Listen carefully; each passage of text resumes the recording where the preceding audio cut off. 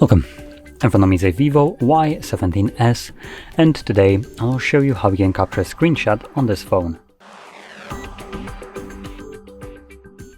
So to get started, you will want to open up content that you wish to capture. I'll be capturing home screen as an example for this, so home screen is already open and visible on my phone. But once your content is open and visible, which you want to capture, all you will need to do is hold power button and volume down at the same time.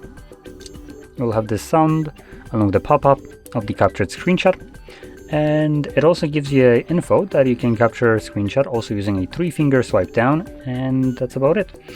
So this will work as well. Yes, there we go. Now, to view your captured screenshot, you can open up either Photos or Gallery, depending on which one you want to use. In both cases, I believe the screenshots will be saved into album called Screenshots, and you can see it right here. So there are 2 different screenshots right here, and this is a screen recording, so also those will be stored in the screenshots folder for some reason. But in any case, if you found this very helpful, don't forget to hit like, subscribe, and thanks for watching.